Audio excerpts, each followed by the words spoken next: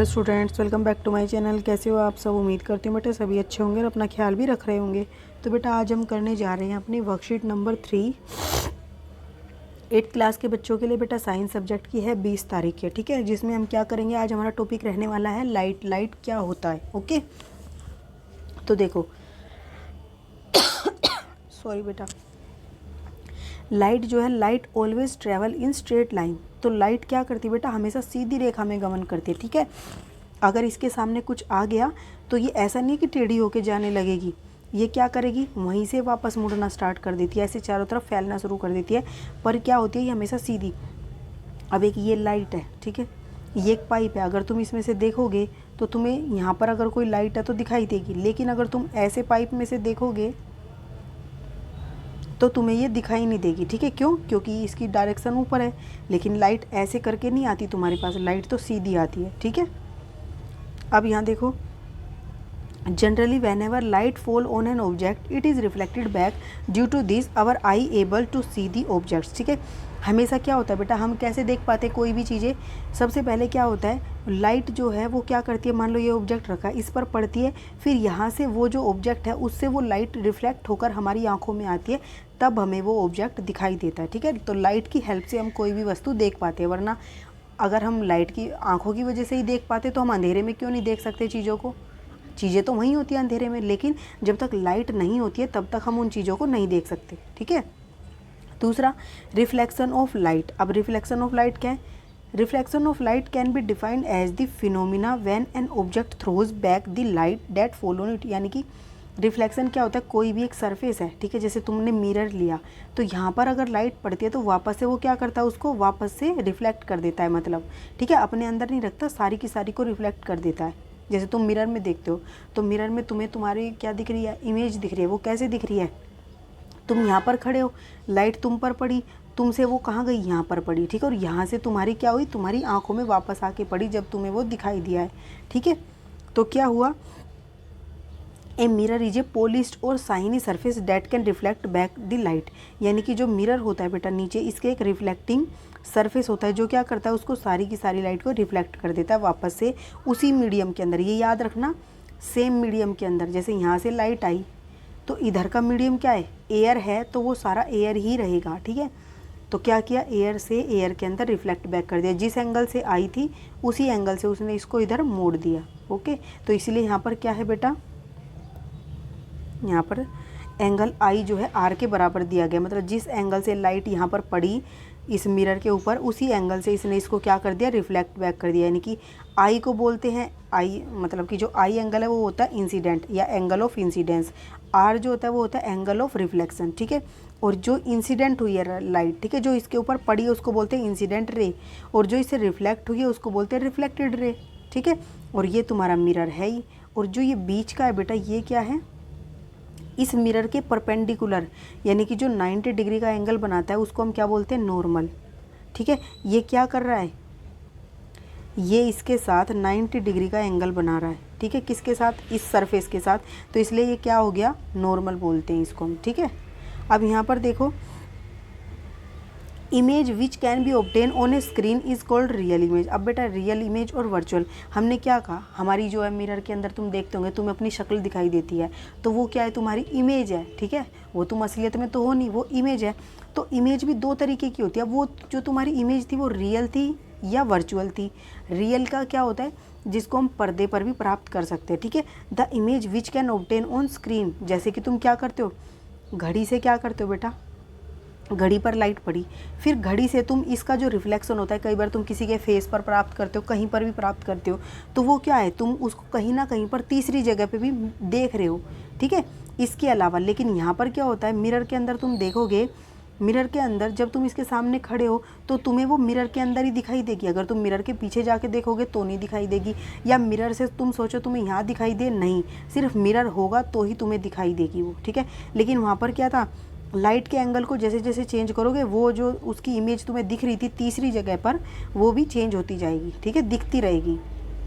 तो क्या होता है, कुल मिलाकर याद रखो, image which can be obtained on screen is called real image and the image which can not be obtained on screen is called virtual image। ठीक है, जो इमेज में क्या होता है स्क्रीन पर प्राप्त नहीं होती उसको हम वर्चुअल इमेज बोलते हैं। ओके, अब characteristics of image form by the plane mirror, जो करेक्टरिस्टिक्स हैं इमेज की वो प्लेन मिरर के द्वारा फॉर्म होती है।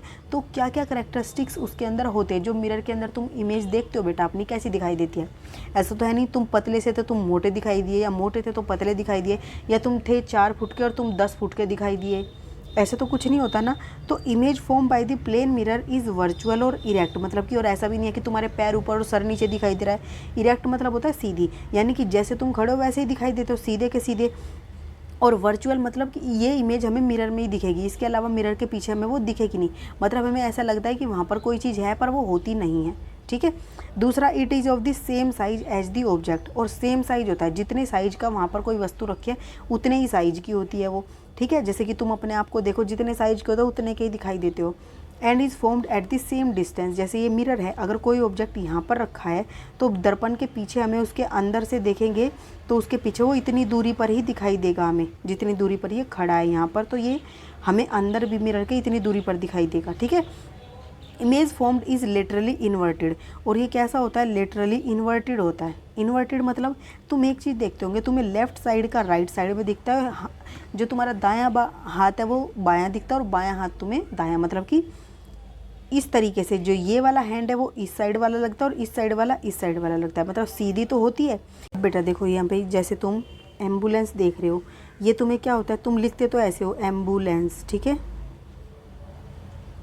लेकिन तुम मिरर में देखोगे तो तुम्हें ये क्या दिखेगा, पहले ऐसे करके ई, फिर तुम्हें क्या दिखेगा सी, फिर तुम्हें दिखेगा एन, फिर दिखेगा तुम्हें ए। ठीक है, मतलब उल्टा दिखेगा, जैसे ए जो है ये बी है ना, मिरर में देखोगे तो तुम्हें ये बी ऐसा दिखाई देगा, उल्टा दिखाई देगा, जो इधर की चीज़ थी मिरर के वो तुम्हें इधर दिखाई देगी। ठीक है, समझ में आ गया, उल्टा हाथ सीधा और सीधा हाथ उल्टा, ये समझ लो।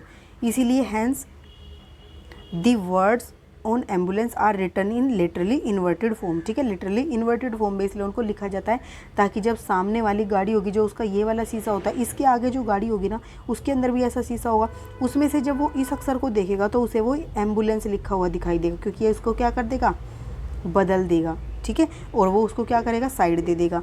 अब 2 तरीके के मिरर होते हैं। ठीक है, क्या होते हैं, मिरर भी 2 तरीके के होते हैं, प्लेन मिरर और स्फेरिकल मिरर, प्लेन मिरर और स्फेरिकल मिरर।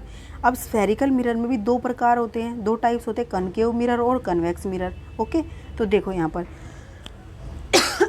प्लेन मिरर कौन सा था बेटा, जो हम घर में इस्तेमाल करते हैं उसको प्लेन मिरर कहते हैं, जिसकी हमने ये करैक्टरिस्टिक्स पढ़ी। अब बात करते हैं स्फेरिकल मिरर। स्फेरिकल मिरर बेटा कुछ स्फेयर टाइप का होता है, मतलब कि ये स्फेयर का एक हिस्सा कटा हुआ होता है। ओके, इस तरीके से एक साइड पे क्या होता है, कनकेव मिरर के अंदर तो क्या होता है, रिफ्लेक्टिंग सरफेस अंदर वाला होता है, और कन्वेक्स मिरर में रिफ्लेक्टिंग सरफेस बाहर वाला होता है। ठीक है, मतलब कि ये पीछे वाला भाग होता है जहाँ पर भी ऐसे लाइनिंग होती है ना, यानी कि पॉलिश्ड एरिया है, यहाँ पे पॉलिश हो रखी, यहाँ से कोई रिफ्लेक्शन नहीं होगा, इसके दूसरे हिस्से से होगा, यानी कि इधर से होगा, इसमें इधर है तो इधर से होगा रिफ्लेक्टिंग पार्ट। ठीक है, समझ में आया।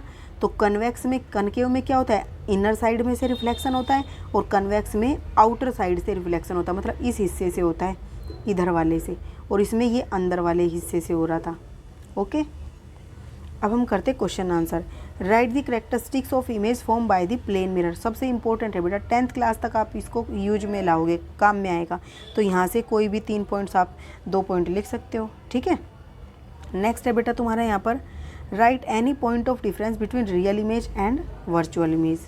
ठीक है, तो देखो हमने अभी पढ़ा था यहाँ पर इमेज, ये आप पूरा का पूरा लिख दोगे इसमें कि ये ऑब्टेन होती है और ये ऑब्टेन नहीं होती है। ठीक है, नेक्स्ट है बेटा तुम्हारा 3rd question, what are the different types of spherical mirror. तो डिफरेंट टाइप के स्फेरिकल मिरर, तो आप लिखोगे देयर आर 2 टाइप, यहाँ पे लिखोगे there are 2 types of spherical mirror.